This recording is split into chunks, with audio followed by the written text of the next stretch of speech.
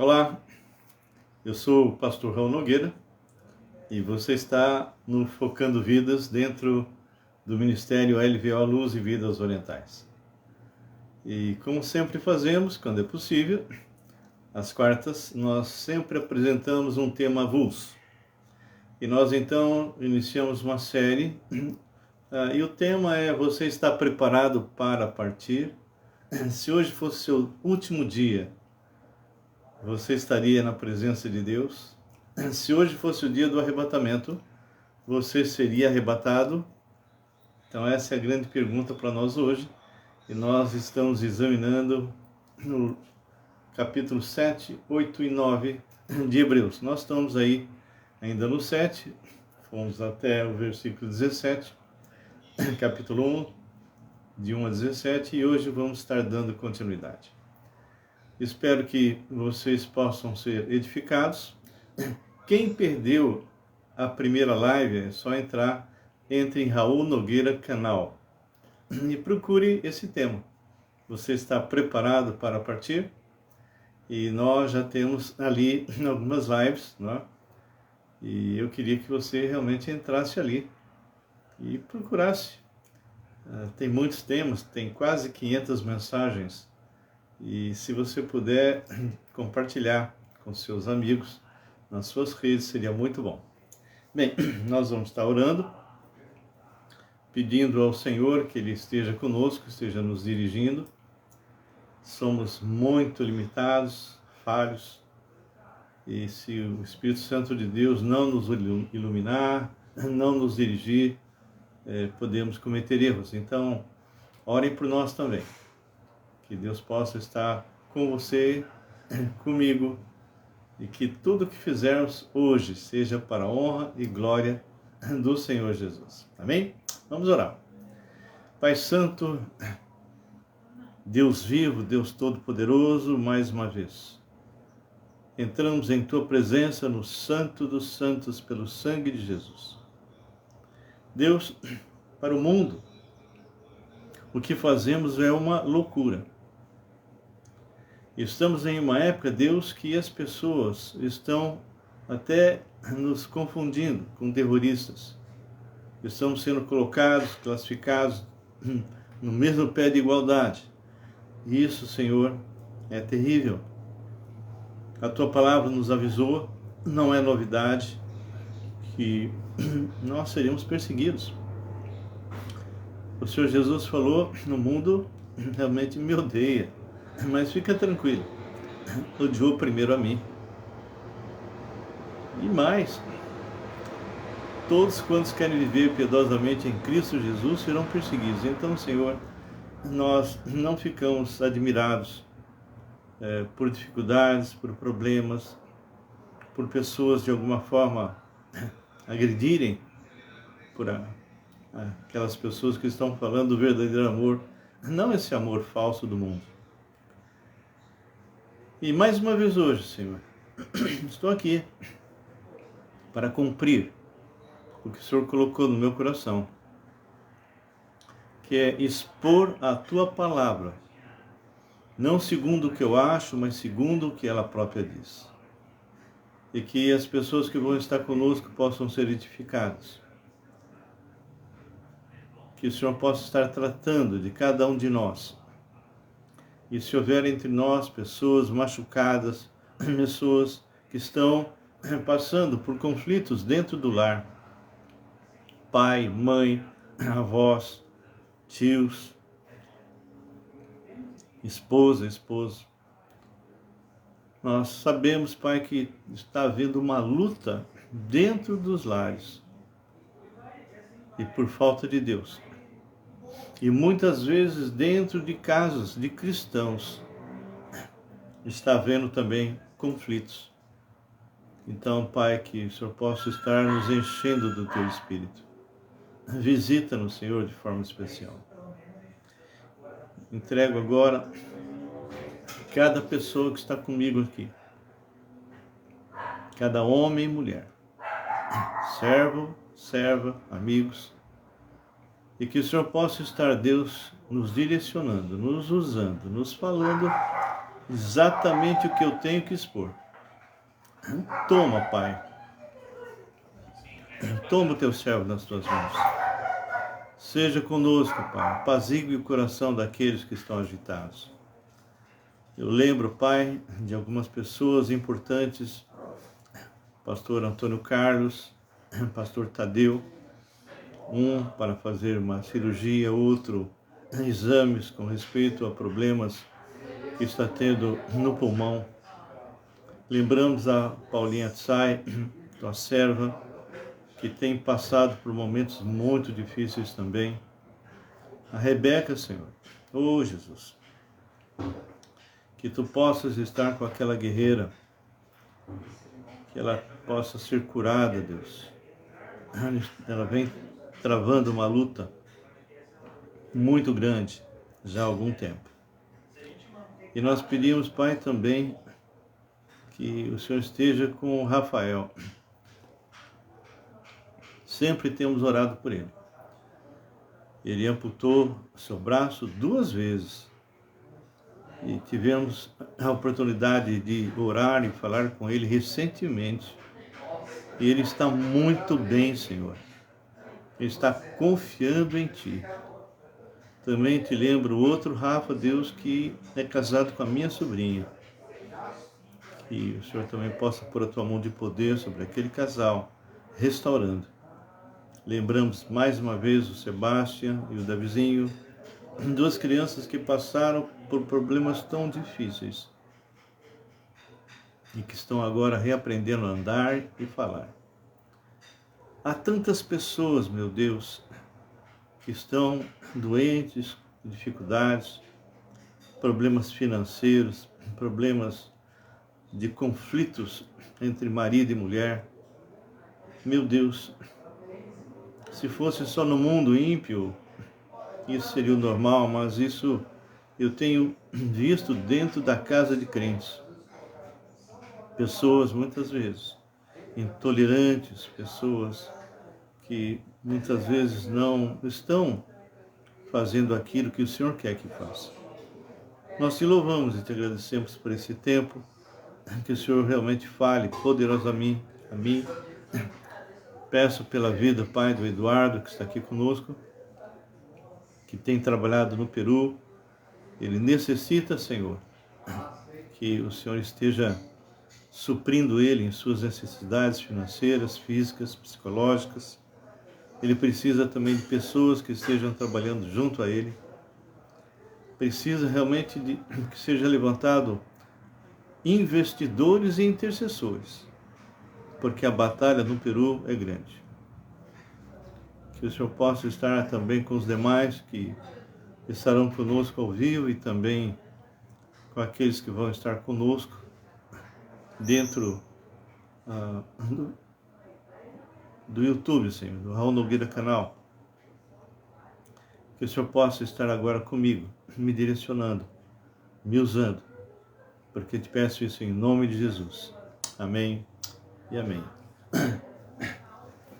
Queridos, sempre é um privilégio nós estarmos juntos para compartilhar essa palavra maravilhosa.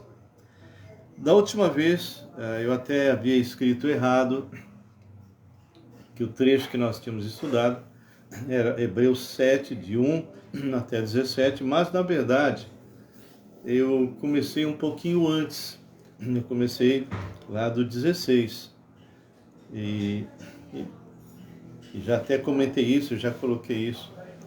Então, aí fala uma série de coisas, entre elas que Deus, há 2 coisas em Deus que são imutáveis, que é o próprio Deus e a sua palavra. Olá, Oscar, quanto tempo, meu querido? Espero que tudo esteja bem com você. Também vimos no capítulo 7,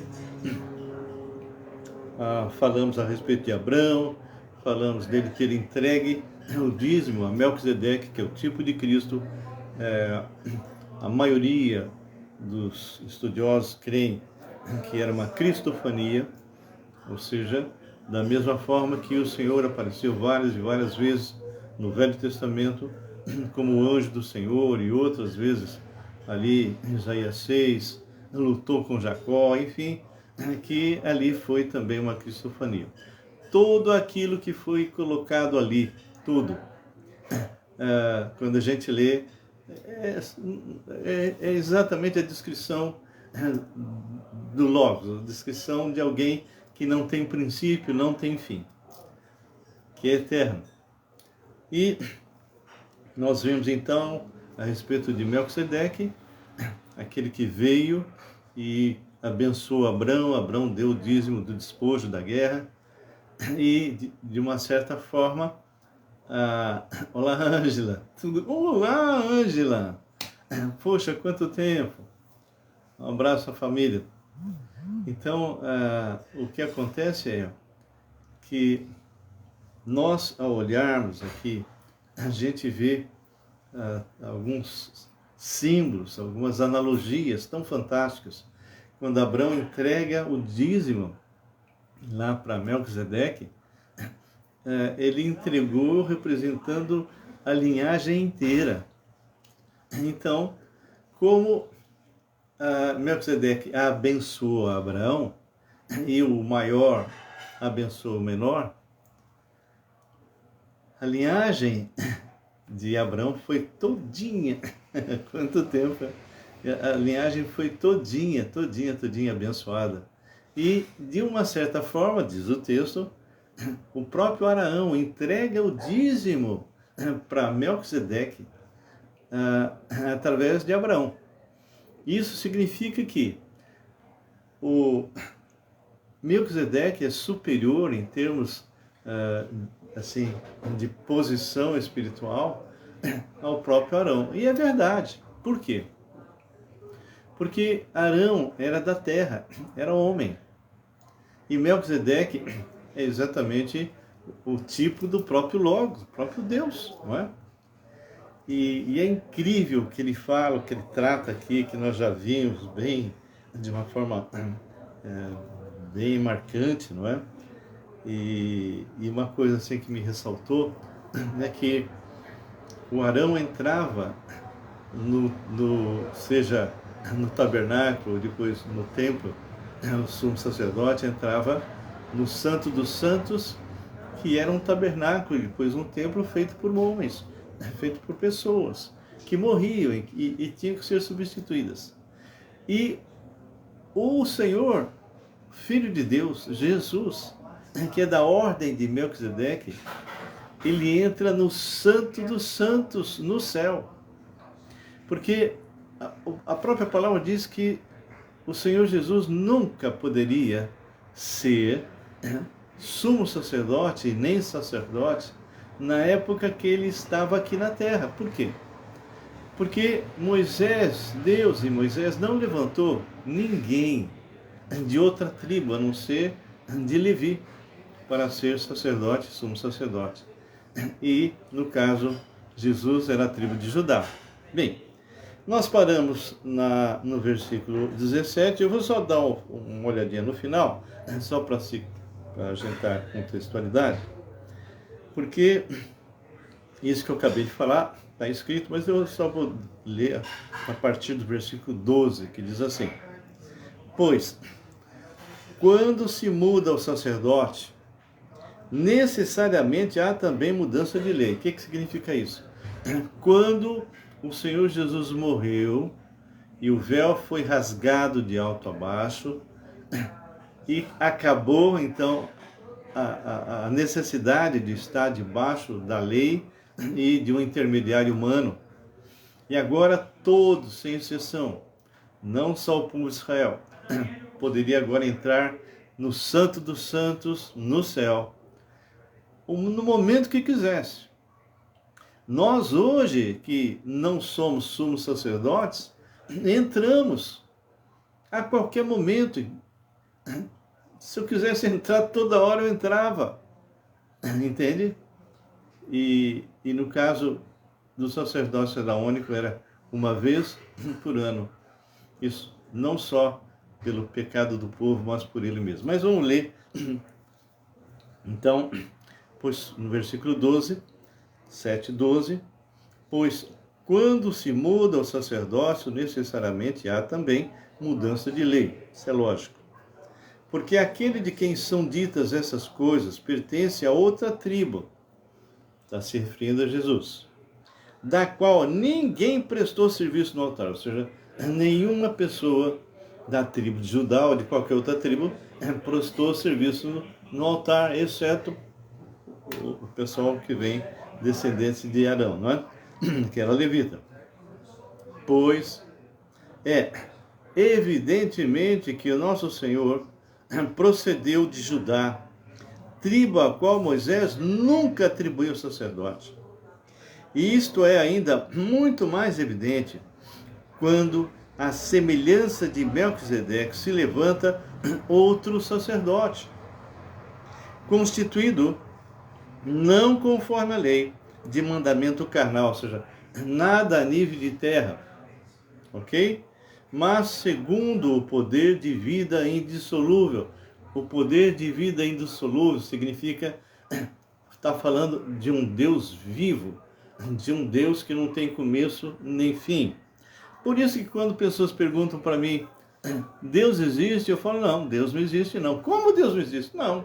Porque quando você fala que Deus existe, o existir pressupõe ter sido criado em algum momento. Deus não existe, Deus é. Ele é fora do tempo. Ele é atemporal. Então ele sempre existiu. Se você quiser explicar isso, você fica louco. E eu também. Então alguém um dia falou assim, se você rejeitar a triunidade, você perde a sua alma e vai para o inferno. Se tentar explicar, você fica louco, você perde a razão. Mas aqui fala muito claro que no versículo 17, que é onde nós havíamos parado, porquanto se testifica. Quem testifica? Deus o Pai, né? Tu és sacerdote para sempre, segundo a ordem de Melquisedeque. E um sacerdote que é para sempre significa que, diferente do sacerdote normal, ele não morre, não precisa ser substituído, não é? Pois a lei nunca aperfeiçoou coisa alguma. E por outro lado se introduz esperança superior pela qual nos chegamos a Deus. Quando fala de esperança nas Escrituras é certeza. E visto que não é sem prestar juramento, porque aqueles sem juramento são feitos sacerdotes, na época de Arão, né, os seus descendentes, mas este, se referindo a Cristo, mas este, com juramento, por aquele que lhe disse, o Senhor jurou e não se arrependeu. Tu és sacerdote para sempre. Por isso mesmo, Jesus, olha só, se tem tornado fiador de superior aliança. Nós estamos debaixo da nova aliança e não da velha aliança. E tem alguns grupos aí que inclusive até tem um deles, um líder, que tem sido assim introduzido de uma forma meio dissimulada no meio evangélico. Uma pessoa que é sabatista, uma pessoa cujo vamos assim, poder de linguagem agrada muito, porque ele fala muito bem, é muito inteligente e conhece profundamente o seu trabalho. E a partir disto, a partir dessa credibilidade científica, ele foi aos poucos entrando e até fazendo parte de reuniões, de estudos, ministrações dentro do grupo evangélico. Só que se você examinar, faça isso se você tiver dúvida. Se você examinar a doutrina que está por trás dele, você vai tomar um susto. Por quê? Porque a doutrina que ele prega não tem nada a ver conosco. Da mesma forma que os Gálatas estavam misturando lei com a graça, e o próprio Paulo fala, ainda que venha um anjo do céu, como é o caso dos mormons, e vos pregue um outro evangelho, um outro, no grego, de outro tipo, diferente. pregue um outro evangelho, diferente daquele que eu preguei. Seja anátema, seja maldito. Então, cuidado, cuidado. A pessoa pode ser inteligente, pode ser simpática e pode estar expondo coisas que não apresentam a diferença doutrinária que normalmente ele carrega. Então, cuidado com o que você ouve nos nossos dias. Aqui fala exatamente a respeito de um Cristo bíblico, um Cristo que realmente mudou a minha vida e mudou a vida de muitos que estão aí assistindo. Bem, no versículo 22 diz assim: por isso mesmo, Jesus se tem tornado fiador de superior aliança, ou seja, a nova aliança é superior à velha. Ok? Então isso é sério. Ora, aqueles são feitos sacerdotes em maior número. Por quê? Porque eles morrem. Porque são impedidos pela morte de continuar. Este, no entanto, este quem? O Senhor Jesus, o Deus homem, aquele que morreu, ressuscitou e voltou à sua posição original. Este, no entanto, porque continua para sempre. Ele tem o seu sacerdote imutável. E eu quero agora ressaltar o versículo 25. Tem pessoas, alguns grupos, que somam Jesus e mais alguma coisa. Jesus e mais Maria, Jesus e mais anjos, Jesus e mais boas obras, Jesus e mais dízimo, Jesus e mais qualquer coisa que você faça, como se o Senhor Jesus, sendo criador e sustentador de todo o universo, não fosse capaz de salvar a você e a mim totalmente. A ação do Senhor na cruz foi completa, foi perfeita e para sempre.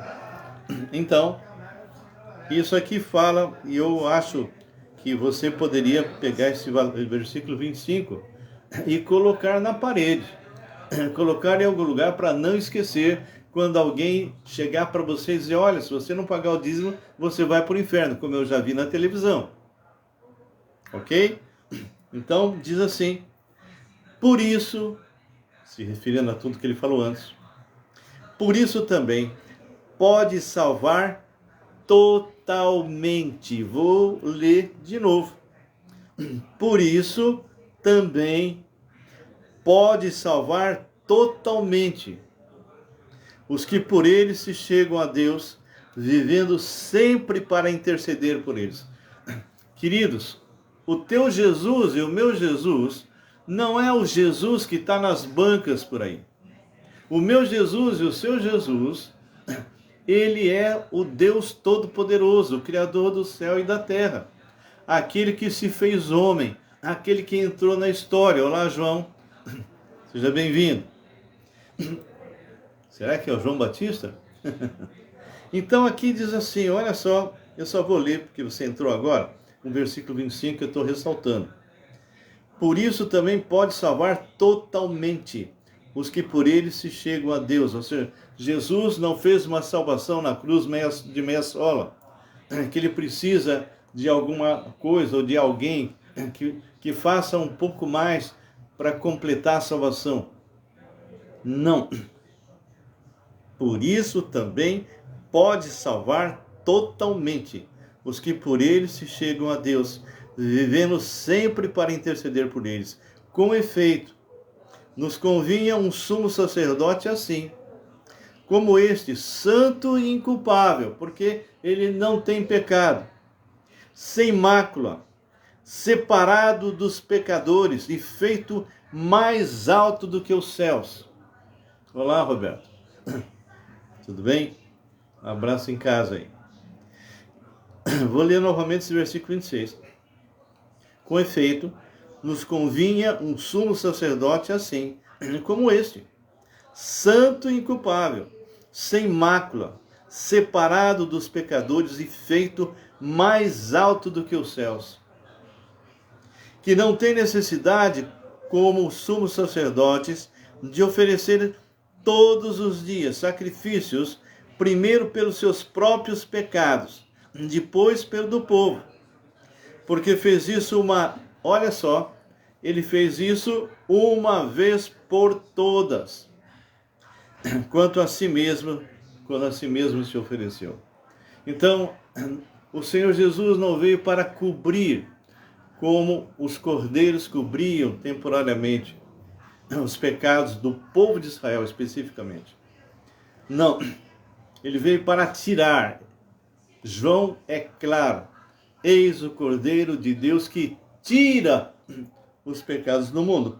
Então ele fala, porque a lei constitui sumos sacerdotes a homens sujeitos a fraquezas, mas a palavra do juramento, que foi posterior à lei, constitui o Filho perfeito para sempre. Olá, Marcos. Seja bem-vindo. Então, queridos, eu terminei aqui o capítulo 7. Só nesse capítulo 7, você pode usar não só a live anterior como essa, para ministrar a palavra de Deus para aquelas pessoas que não sabem realmente quem é Jesus. Se você perguntar para algumas pessoas que estão por aqui, quando foi que o Filho de Deus passou a existir, muitos vão responder quando nasceu de Maria. E muitos desses ainda acham que ele foi alguém que se reencarnou várias vezes, se tornando um espírito de luz. Alguns pensam que ele era um bom homem, um profeta. Mas, querido, não é bem assim. Nós necessitamos verdadeiramente que o Jesus que nós temos é um Jesus diferente. É um Jesus que vai fazer a diferença na sua vida. Então, ninguém precisa pagar nada. É que nem o Marcos está aqui, ó. Porque ainda muitos dizem que tem que pagar o preço. Esse é o problema. Esse é o problema. Porque alguns grupos, inclusive, que eu estava comentando agora há pouco, que são guardadores dos sábados, né? Sendo que nem os próprios israelitas guardavam o sábado. E naquela época, se não guardasse o sábado, morria. Por isso entrou o sangue. Por isso entrou para o povo de Israel especificamente. Porque era temporário e era apenas uma cobertura. O propiciatório desviava a ira de Deus. Mas o Senhor Jesus é a nossa propiciação. Não mais sobre o povo de Israel só, mas é universal.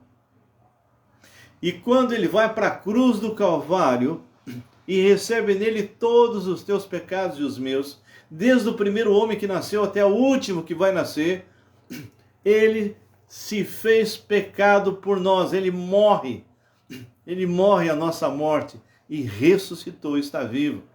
Ele é o único que pode dizer para você e para mim, e nós aceitamos o chamado: vinde a mim, vós que estáis cansados, sobrecarregados, e eu vos aliviarei. O sacrifício do Senhor Jesus foi um sacrifício que agradou completamente o Pai para sempre. Não era um sacrifício qualquer. Era o próprio Filho que foi entregue. E nós não valemos nada, mas por amor. Por amor. O Senhor nos dá aquilo que nós não merecemos, que é a vida. E a misericórdia não nos dá aquilo que nós merecemos, que é a morte. Quando o Senhor Jesus vai para a cruz do Calvário, ele morre a tua morte, querido. E ele ressuscita, ele está vivo. E ele quer entrar na sua vida. Não tem que pagar preço nenhum, porque já foi pago. O preço foi sangue. O preço foi sangue. Nós não pagamos, mas Jesus pagou.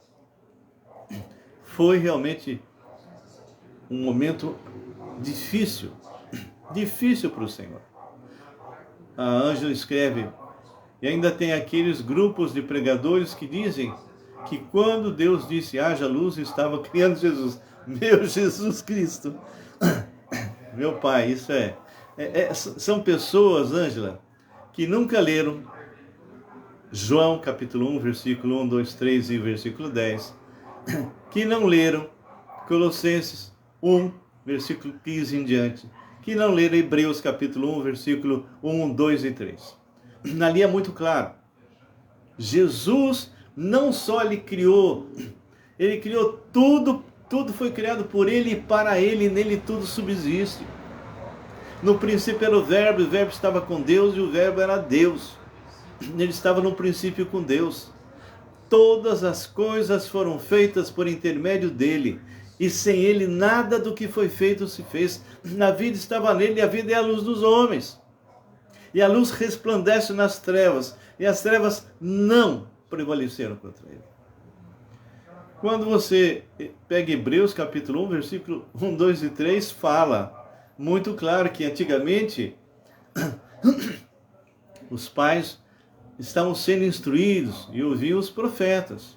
Mas nesses últimos dias, Deus nos falou pelo Filho, a quem constituiu o herdeiro de todas as coisas e pelo qual também fez o universo. E diz mais, que o Filho é a expressão exata do Pai. Não é um reflexo, não é uma imagem, não. Filipe fala, Senhor, mostra-nos o Pai, isso nos basta. E o Senhor Jesus falou, Filipe, há tanto tempo estou com vocês, e vocês não têm me conhecido. Quem vê a mim, vê o Pai.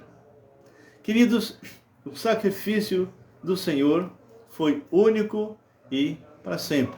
No Marcos escreve, fico indignado, como eu já vi muitos dizer que nós temos que pagar, assim como Cristo pagou. Meu Jesus, uma pessoa que fala isso, Marcos, nunca entendeu a palavra de Deus, não conhece as Escrituras. São pessoas que leem por cima. Mas quando você mergulha nessa palavra e você conhece profundamente essa palavra, quando você é um bom manejador dessa palavra, você vai conhecer o Deus da palavra e vai ter experiência com Ele.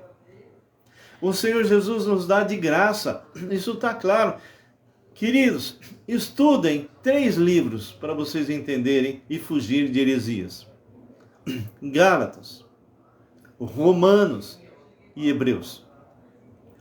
São 3 livros fundamentais que devem ser estudados. Não só lidos, mas estudados. E uma das coisas que eu falo para os grupos que eu tenho, para os meus discípulos, é: não fique preocupado quanto tempo você vai gastar para ler as Escrituras de Gênesis e Apocalipse. Não. O que importa é se aquilo que você está lendo está claro. Se aquilo que você está lendo verdadeiramente é o que o Senhor desejou nos passar. Eu tenho visto tantas pessoas, e viu, Marcos, eu tenho um canal, Raul Nogueira Canal, lá no YouTube, e uma das que eu fiz recente é com respeito ao batismo com fogo. Será que o batismo com fogo é uma segunda bênção? E interessante, porque pregadores pegam um versículo isolado, onde João fala exatamente isso: eu batizo na água por arrependimento, mas virá alguém que eu não sou digno nem de desatar a sandália. Ele vos batizará com o Espírito Santo e com fogo. E as pessoas começam a achar que é uma segunda bênção. Mas se você entrar e ver a live,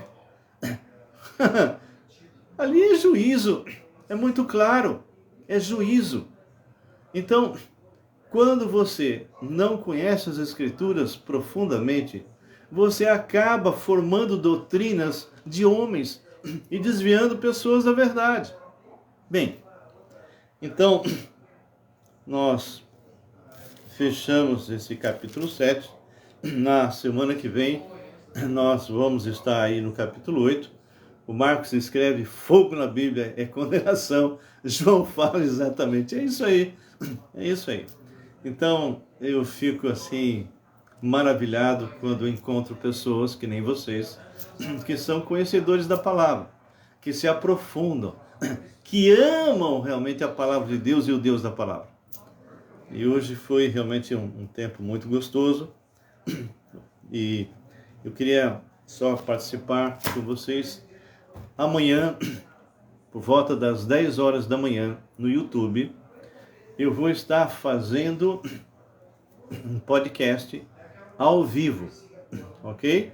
Um podcast ao vivo, e vou estar entrevistando o pastor Walter Nogueira, que é meu irmão, que é um profundo conhecedor da palavra de Deus, é um teólogo assim incrível, e eu creio que vocês vão realmente desfrutar muito desse bate-papo que nós fazemos de uma maneira bem informal. E o tema que nós vamos estar tratando é sobre carnalidade ou santidade. O que nós estamos vendo hoje dentro das nossas igrejas? Carnalidade ou santidade? Vamos estar discutindo um pouquinho sobre isso. Então, convide seus amigos, convide o pessoal. Nós entramos às 10 horas. Normalmente a gente tenta entrar em contato com aquela pessoa que nós vamos estar conversando. Ele vai estar em São Paulo, então tem que ajustar. Então pode ser que comece 10h15, mas fica atento. A hora que entrar o link, você já pode ter certeza que nós estamos ao vivo, tá bem? Vai estar depois gravado no próprio YouTube e no Face, no Instagram também aparece. Mas eu normalmente aconselho o pessoal, quando entrar ao vivo, pode ir até lá para o Face, que ali eu acho que fica bem melhor, acho. Ok, pessoal, o Marcos escreve: há uma só fé, um só batismo. O verdadeiro batismo é na morte de Cristo e na sua ressurreição. Quando Cristo nos chame, Ele já nos enche completamente do teu Espírito. Queridos, a palavra de Deus, conforme Efésios 1:4, diz que cada um de nós fomos escolhidos por Ele para sermos santos e irrepreensíveis diante dEle. E em amor nos predestinou para a adoção e para louvar, para testemunhar dEle sobre essa terra. Então, eu estou aguardando o arrebatamento. Não tem mais nenhuma profecia que fale sobre isso. A única coisa que falta é completar o número daqueles que pertencem à igreja. Se começou lá em Pentecostes e vai terminar no arrebatamento, tem um número fechado. Onde é que está isso? Não é? Onde está isso?